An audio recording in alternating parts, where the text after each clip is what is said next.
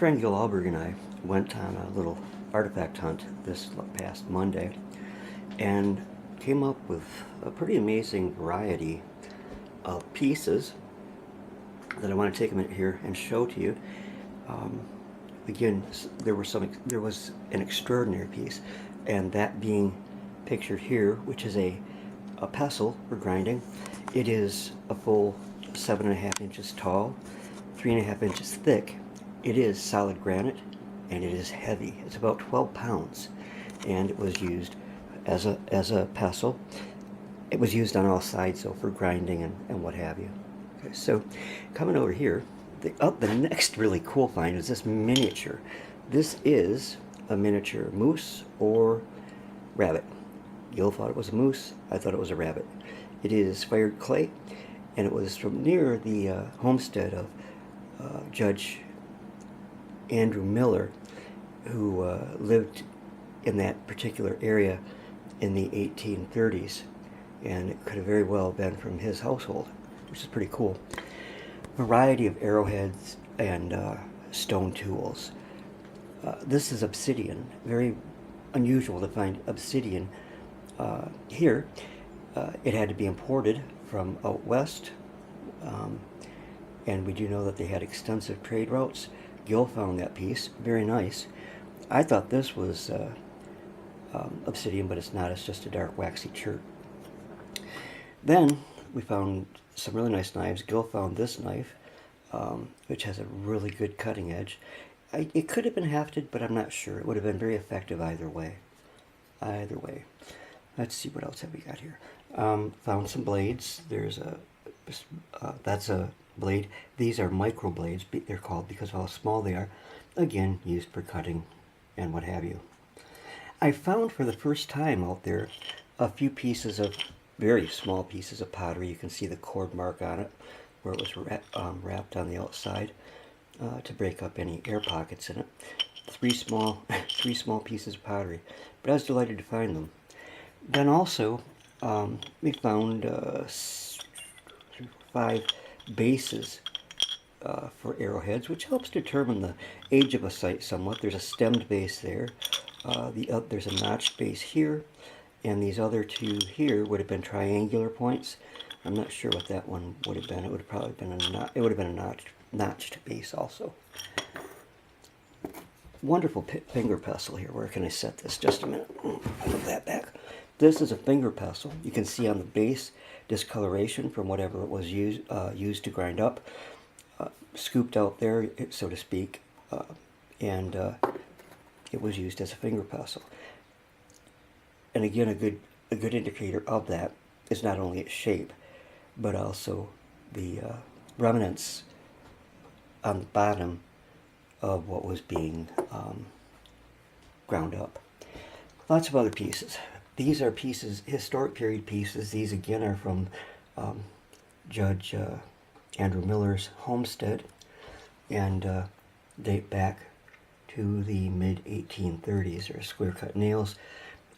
What you'd normally expect to find on a homestead site, stoneware, various kinds, a couple small pieces of a decorated edge of a plate. They're interesting in who and what they represent. And these bone fragments are very ancient. These would date back to the Indian occupation of that site. Back here, this is a badly worn nutting stone that has a depression here. It was broken in half and was probably continued to use for grinding because it is very rough textured stone. Would have been a really good nutting stone. You can tell on all edges that it's been used, except this one, for grinding. And in here is the depression where nuts and acorns and things were placed to crack them open. And speaking along those lines, here is an unusual nutting stone. It has a shallow depression here, again where items are set that were going to be broken open. There is no other modification to that particular stone. Moving right along, a lot of chert flakes and some more historic pieces, but over here are some interesting pieces too. This unusual piece, there's a circular depression, it would have been here, and a hole in the bottom. Now I've seen mortars that were like this, with a hole in the bottom purposely, because the grain that was as it was being ground, would fall through into a pot or basket underneath. This is broken, of course, but still a very nice find. You can tell where it has been worked on all edges. Very unusual find and a very nice find.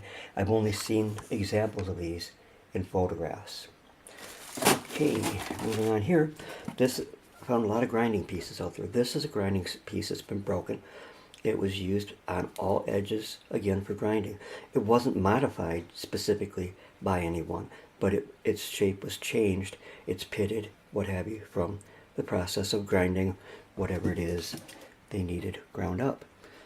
Up here, some of these are questionable to me. I have a hard time determining them. I showed you a little nutting stone before that was that real rough textured.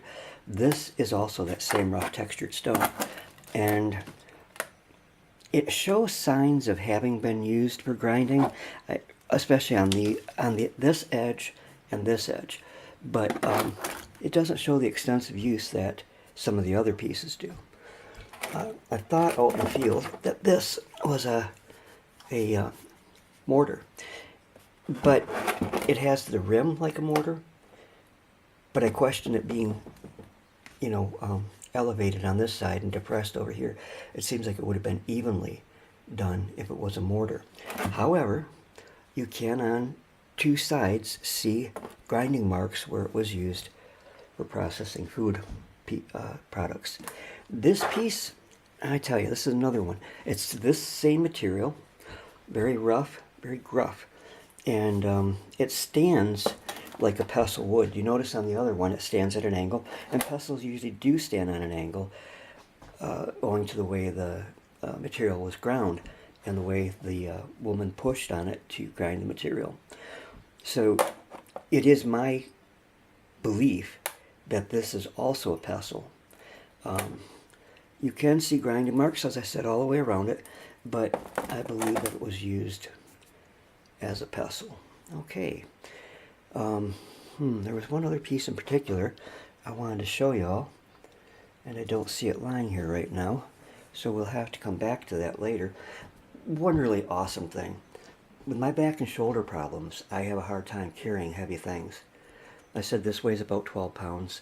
These other ones together weigh another 12, 13 pounds. And Gil didn't let me carry him out of the area there. He carried him a long distance to his car so that I wouldn't have to carry him and hurt my back and shoulders, and I really appreciate that he did that. He's a good guy.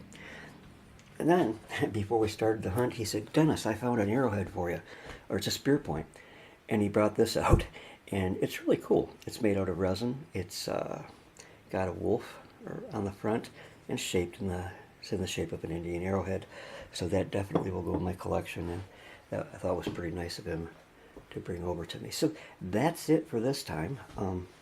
I hope you've enjoyed looking at these pieces. Again, to me, the most awesome pieces, this big pestle and this little animal. So thanks for watching. God bless, and have a great